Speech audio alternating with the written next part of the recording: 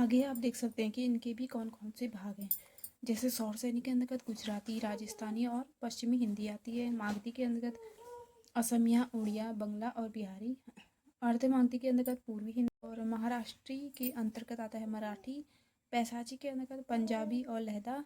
खस के अंतर्गत पहाड़ी हिंदी और ब्राचड़ से सिंधी का विकास हुआ। आगे आप देखेंगे कि इनके अंतर्गत भी कई सारी बोलियां आती हैं। इनमें से मुख्य 5 भाषाएं हैं, जैसे पश्चिमी हिंदी, राजस्थानी हिंदी, पूर्वी हिंदी, बिहारी हिंदी और पहाड़ी हिंदी। इनके अंतर्गत 18 बोलियां दी गई हैं। आगे आप देखेंगे कि सिंधी को भाषा का दर्जा कब दिया गया। 21वां संविधान संशोधन 1967 के द्वारा सिंधी को जो है भाषा का दर्जा मिल गया था। ये जो आप देख रहे हैं ये 5 हिंदी की उपभाषाएं हैं और इनके अंतर्गत आती हैं 18 बोलियां। फर्स्ट में है राजस्थानी हिंदी।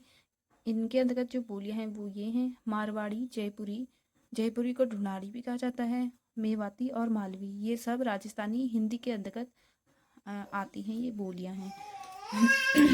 पश्चिमी हिंदी के अंतर्गत आता है खड़ी बोली, हरियाणवी। हरियाणवी को जाटू भी कहा जाता है, बुंदेली, कन्नौजी और ब्रजभाषा।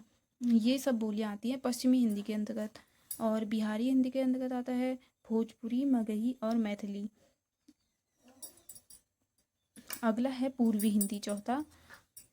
अवधी, अवधी को बैसवाड़ी भी कहा जाता है, बघेली और छत्तीसगढ़ी। छत्तीसगढ़ी का अन्य नाम खलटाही भी है। अब आता है पहाड़ी हिंदी। पहाड़ी हिंदी के अंतर्गत 3 भाग हैं, पूर्वी पहाड़ी, मध्यवर्ती और पश्चिमी। पूर्वी पहाड़ी के अंतर्गत नेपाली, मध्यवर्ती के अंतर्गत कुमाऊनी और गढ़वाली, पश्चिमी हिंदी के अंतर्गत सिरमौर और जौनसार।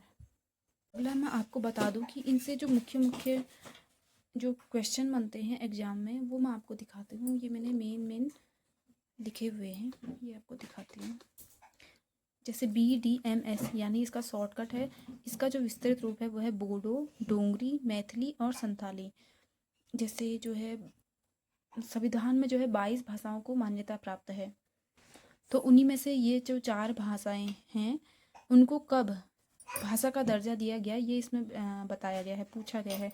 तो 92वां संविधान संशोधन 2003 में इसे इन चारों भाषाओं को भाषा का दर्जा दिया गया। नमक इसका शॉर्ट ट्रिक है। इसके अंतर्गत आता है नेपाली, मणिपुरी और कोंकणी।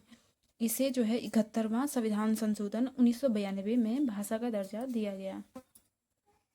अगला है हिंदी शब्द जो है एक फारसी भाषा का शब्द है। क्वेश्चन बनता है कि हिंदी किस भाषा का शब्द है। तो जो हिंदी शब्द है वो फारसी भाषा से लिया गया है और हिंदी की उत्पत्ति हुई है सिंधु शब्द से हुई है। उसमें 4 ऑप्शन आएंगे जिनमें से कुछ भी दे सकते हैं, तो सिंधु उसका राइट आंसर है। 14 सितंबर 1949 को हिंदी को राजभाषा बनाया गया था। हिंदी जो है राजभाषा बनी थी। और 10 जनवरी को विश्व हिंदी दिवस मनाया जाता है। 10 जनवरी 1975 में नागपुर में जो है हिंदी विश्व सम्मेलन होता है, उसका पहला सम्मेलन जो है 10 जनवरी 1975 को हुआ था नागपुर में। अभी इसके हो गए हैं 11वां या ऐसे में भी देखा नहीं है, लेकिन अगला है हिंदी राष्ट्रभाषा नहीं है, यानी उसमें क्वेश्चन आएगा कि हिंदी राष्ट्रभाषा है या राजभाषा। तो हिंदी राजभाषा है, न कि राष्ट्रभाषा। अभी राष्ट्रभाषा को घोषित नहीं किया गया है। हिंदी की 5 उपभाषाएं और 18 आगे मैंने आपको बताया था कि उस समय की हिंदी की 5 उपभाषाएं और 18 बोलियां हैं। और कभी कभी आता है कि कहीं 18 दिया रहता है और कहीं 17। अपभ्रंश के कितने भेद हैं? अपभ्रंश के 7 नहीं 6 भेद हैं।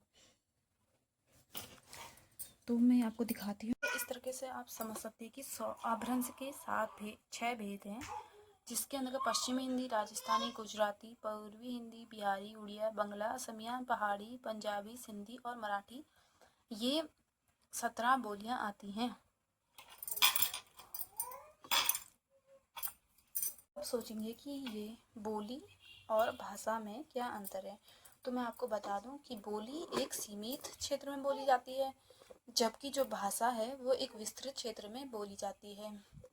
भाषा में ऐसे शब्दों का प्रयोग किया जाता है जो क्रमबद्ध हो, जिनका कोई अर्थ हो, जबकि बोली में कुछ भी मिले जुले शब्दों का भी प्रयोग किया जाता है। बोली भी हिंदी की तरह ही होती है, लेकिन उसमें भी कुछ मिले जुले शब्दों को डाल दिया जाता है, क्योंकि वो गाँव के क्षेत्रों में ज़्यादा बोली जाती है और जो ये भाषा है वो एक विस्तृत क्षेत्र में और सरकारी कार्यों में जो है भाषा का प्रयोग किया जाता है, जबकि आम बोलचाल की भाषा में बोली का प्रयोग किया जाता है ग्रामीणों के द्वारा।